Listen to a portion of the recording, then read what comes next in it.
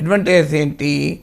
Government భారత సైన్యానికి ప్రిపేర్నెస్కి అవకాశం ఉంటుంది.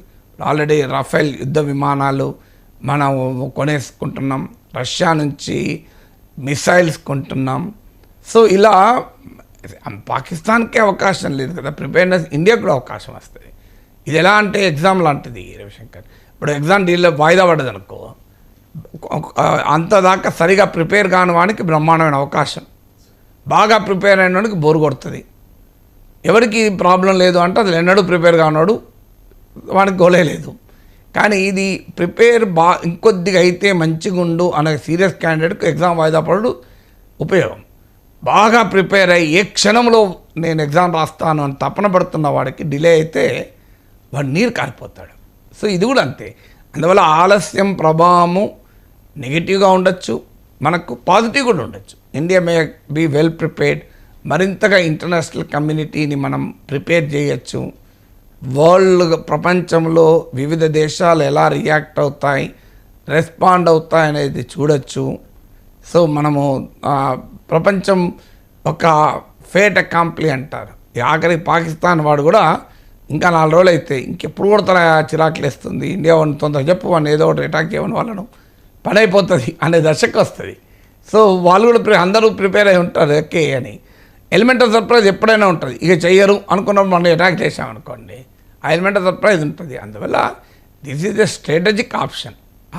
ఆ సమయం గడుస్తున్న కొద్దీ ప్రయోజనం మనకుంటుందా పాకిస్తాన్కు ఉంటుందా అనేది ఎవరము చెప్పలేం. కానీ భారత ప్రభుత్వం సమయం తీసుకుంటుందంటే మనకు ఉపయోగం అనేది తీసుకుంటుంది కదా. పాకిస్తాన్కు ఉపయోగపడే పని మన ప్రభుత్వం ఎందుకు చేస్తే, మన సైన్యం ఎందుకు చేస్తుంది? అందువల్ల సమయం తీసుకుంటుందంటే ఆ సమయం అవసరం ఉండే తీసుకుంటుంది. ఆ సమయం తీసుకోవడం వల్ల మనకు ఉపయోగం అని భావించే సమయం తీసుకుంటుంది కదా. ఖలీద్ జమాలీ కూడా ఒక ఇంటర్వ్యూలో ఇదే విషయం చెప్పారు సార్, ఒకసారి అది వినిపిస్తాను.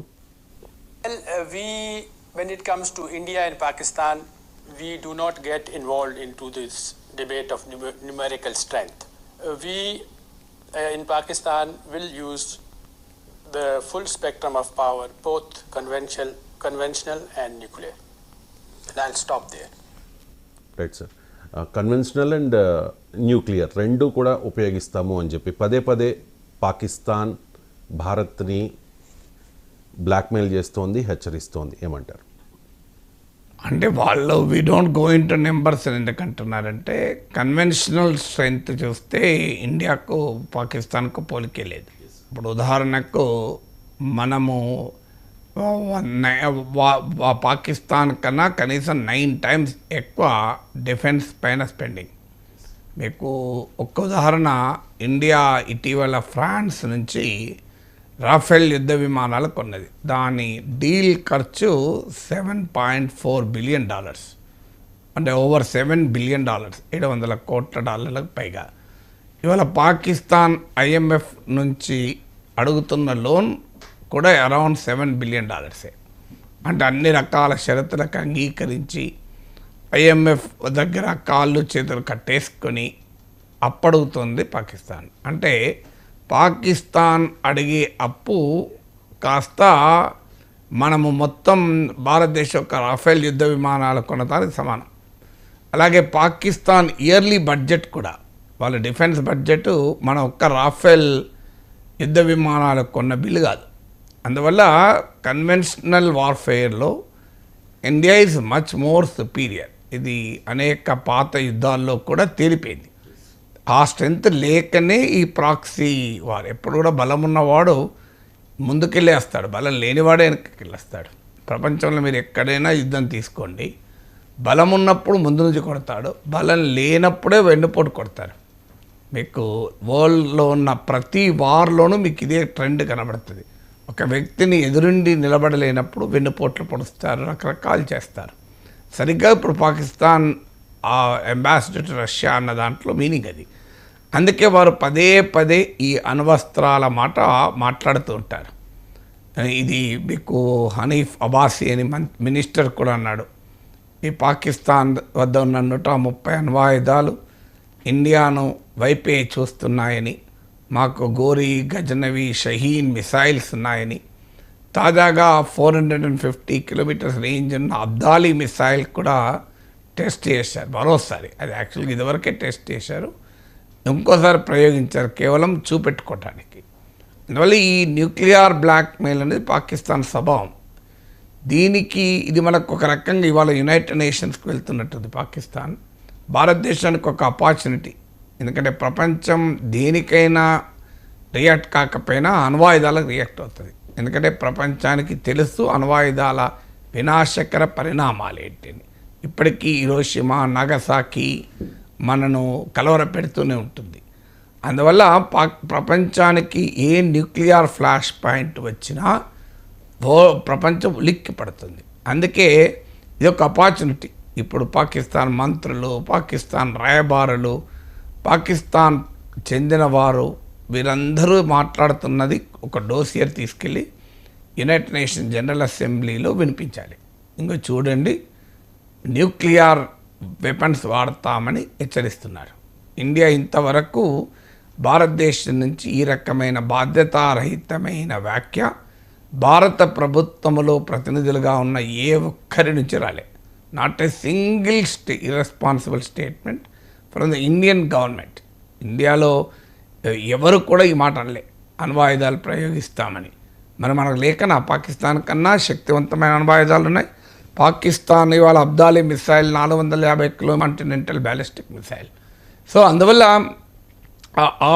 మన కెపాసిటీ లేక కాదు, పాకిస్తాన్ అన్నా అరువు తెచ్చుకున్న, అప్పు తెచ్చుకున్న, ఇతర దేశాల నుంచి అడుక్కు తెచ్చుకున్న అణుపరిజ్ఞానం.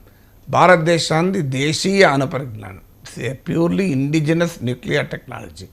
అందువల్ల మనకు లేకలా కాదు కెపాసిటీ. నిండుకుండా తొనకదంటారే, సామర్థ్యం ఉన్నవాడు ఎగిరెగిరి పడడు.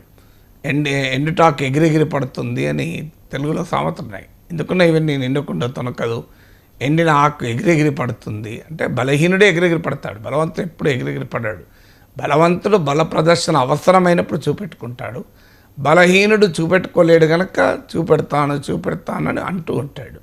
సో అందువల్ల పాకిస్తాన్ స్వభావము మనం అర్థం చేసుకోవచ్చు. అయితే మరి అణ్వాయుధాల ప్రయోగం జరుగుతుందా, పాకిస్తాన్ లాంటి దేశం వాడుతుందా?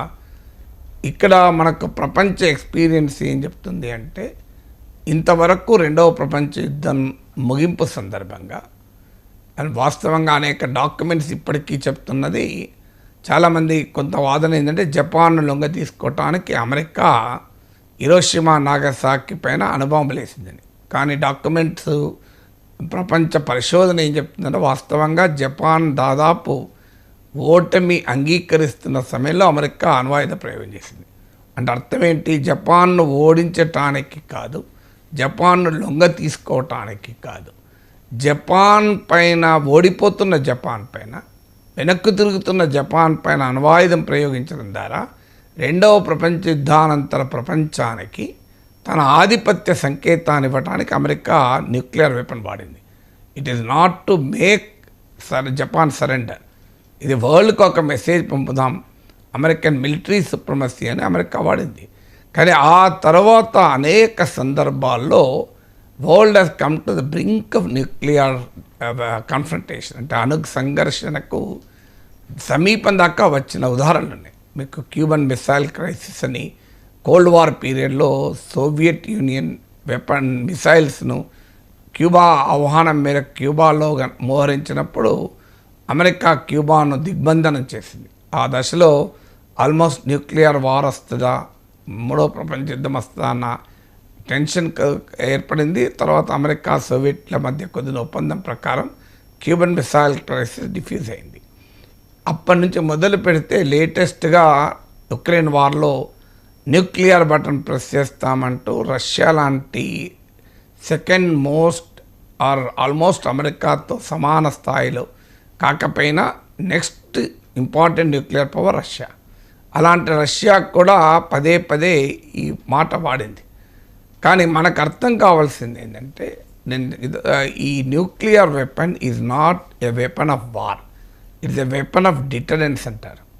ఇది యుద్ధానికి ఉపయోగించుకునే ఆయుధం కాదు, ఇది దాడిని నిరోధించడానికి వాడే ఆయుధం.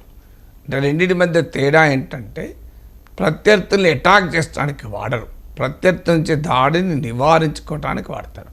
చూడండి, మా దగ్గర అణ్వాయుధాలు ఉన్నాయి అంటే ఎవడు కూడా అటాక్ చేయడానికి వెనకాడతారు. బలమైన దేశం కూడా బలహీనమైన దేశం పైన అణ్వాయుధాలు ఉన్నాయన్నప్పుడు దాడి చేసేందుకు వెనకాడతారు. అందుకే ఇప్పటికీ ఇరాన్ పైన అమెరికా బెదిరిస్తోంది, అంతు చూస్తామంటోంది. కానీ అమెరికా కానీ ఇజ్రాయిల్ కానీ ఇప్పటికీ ఇరాన్ ధ్వంసం చేయడానికి ఆయుధాలు ప్రయోగించడం లేదు. ఎందుకంటే ఇరాన్ దగ్గర అణ్వాయుధాలు ఉన్నాయేమని అనుమానం. అందుకే ఇప్పటికీ అమెరికా ఉత్తర కొరియా విషయంలో ఎగురుతుంటుంది, దునుకుతుంటుంది. కానీ ఉత్తర కొరియాని ఏమనదు. ఆఖరికి అమెరికా అధ్యక్షుడు ట్రంప్ వచ్చి కిమ్తో కలిశాడే తప్ప ఉత్తర కొరియాను ఇరాక్ లాగానో లేకుంటే మీకు లిబియా లాగానో అమెరికా ఆక్రమించలేదు. రష్యా ఉక్రెయిన్ లొంగ తీసుకున్నట్లు అమెరికా ఇరాన్ను నార్త్ కొరియాను చేయలేదు. ఎందుకంటే దట్స్ కాల్డ్ న్యూక్లియర్ డిటరెన్స్, నిరోధక సామర్థ్యం అంటారు.